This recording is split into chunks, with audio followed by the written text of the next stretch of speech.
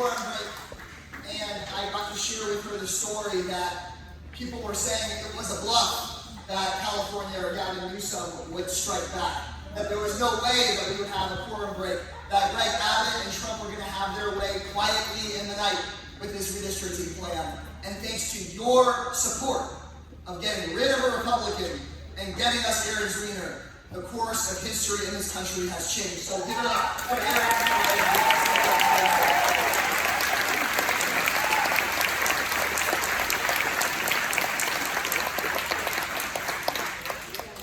I'm so damn proud to get to represent Hays County in the United States Congress, and no matter what they do, we're going to fight them in the courts, we're going to keep this fight going across the country, and no matter where they put me, I will always be Hays County's congressman. Every single one of y'all can always put me, no matter what.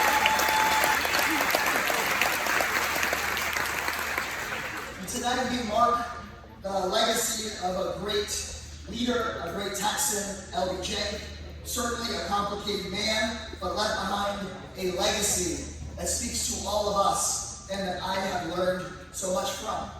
If you think about it, just in a few short years, he passed Head Start, because every child should have the same chance to learn, no matter how much money you've got or where you come from. Medicaid and Medicare, because every single American should be able to go see the doctor without checking your bank account first. And the Voting Rights Act, because every American, regardless of color, should be able to choose your representatives rather than having politicians choose your leader for you.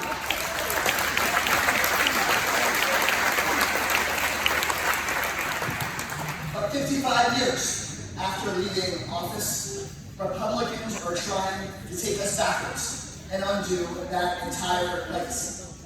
Donald Trump and Elon Musk are slashing funding for Johnson's Head Start to pay for millionaire tax cuts, shutting down programs for our kids in the name of quote-unquote government efficiency. That's not right.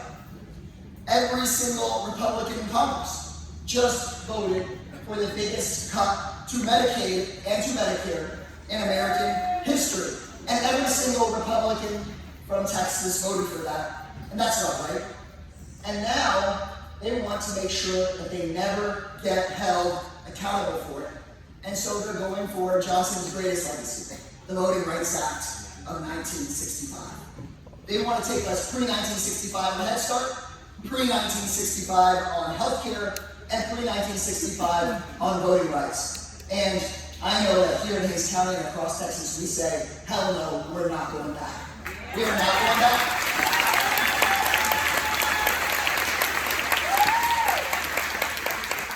Just recently, I got to go to Selma and cross the Edmund Pettus Bridge. And I got to walk across that bridge where the march was from Selma to Montgomery, alongside some folks, including an older lady who was there the very first time, alongside Dr. King and John Lewis. And as we started the march, I'll never forget this, I said to her, "It's such an honor to be here for the 58th anniversary of the march."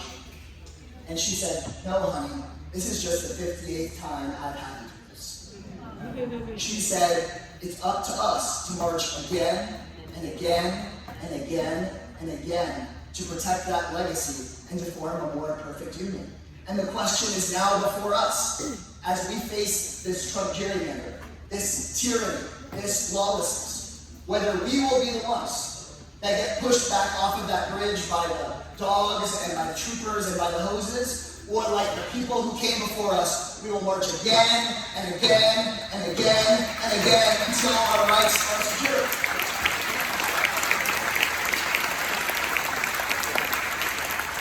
Because Dr. King and John Lewis weren't made of gold, they weren't different than any one of us. They were made of dust and clay, just like the folks here in this room. And they faced their own Donald Trumps and Ken Paxtons. But I do believe we have the most corrupt president in American history.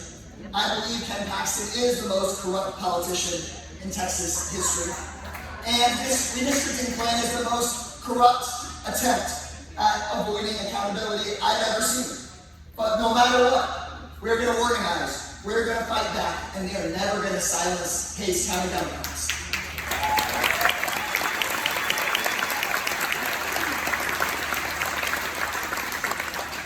think that's actually the real lesson behind Johnson's legacy. Those accomplishments, Medicare, Medicaid, Head Start, the Civil Rights Act, the Voting Rights Act, they're actually not the legacy of one man. President Johnson signed the Voting Rights Act, but its true authors were the people who marched across that bridge.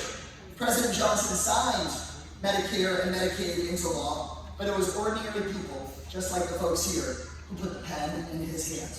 LBJ was a great man, but history is not written by one man in the White House. It is written by we, the people. And we are not going to let one man in Washington define who we are for the next 4 years. And damn well we're not going to allow J.D. Vance to be president next. We damn well are not going to let Chip Roy be Attorney General of the state, right? Am I right? Hell no. And we're the ones that can stop it. Because that's how things can be across this country, where the people lead and the politicians follow. We need a new kind of leadership, the kind that Chair Scudder just described, the kind that I know that John Hatch is helping build here with the Hayes County Democratic Party, where we inspire people to turn out and vote in ways that we have never seen in our lifetimes. And that means we're going to need to use a new playbook, not the same way that folks have been doing this in DC over and over and over again, expecting different results. Because we've got to survive 3 more years of Trump, and I'm not going to, as Dixon just said, hell no to 4 years of J.D. Vance or anybody else. That means we need to recognize that it is right now the billionaires against everybody else, and it's time to organize everyone else. That's why right here at this facility, we held that accountability town hall against Chip Roy, and I've gone and done that in 8 more Republican districts, and we've got 8 more to go after that, and 8 more to go after that until we win the majority. And once we send the Greg Abbotts and the Chip Roys and the Ken Paxtons to the dustbin of electoral history where they belong, it's time for us to build a different kind of democratic politics than we've had in the past. The kind that does not leave working people behind, something that folks don't love me saying in DC, but I say it over and over again. A kind that gets big money out of politics once and for all, bans these super PACs, ends Citizens United, no more corporate PAC money, no more stock trading by politicians. And then let's have the Elon Musks of the world pay into Social Security the same rate that a custodian does, pull every senior in this country out of poverty for good, and make sure young people don't have to take money out of the paycheck to support their parents who work their entire lives. And maybe after that, instead of blaming women and immigrants and queer Texans for our problems, maybe we expand people's rights. Make sure there's a pathway to citizenship for our immigrant brothers and sisters. Restore the right to abortion clinic. Pass the John Lewis Voting Rights Act to make voting a basic right. And then extend those rights across our country and all over the world. Because you should have basic human rights if you're a child here in America, or if you're a child being needlessly bombed in Gaza. Period. We need to make sure that we look our values. That's what we can do if we stand together, if we organize together, if we remember that LBJ's legacy was actually a movement of people that first marched on March the 7th and had the dogs and the hoses pointed at them, they were turned back. Then marched again and had a judge order them to turn back and an activist killed. And it wasn't until they marched the 3rd time that they made it to Montgomery.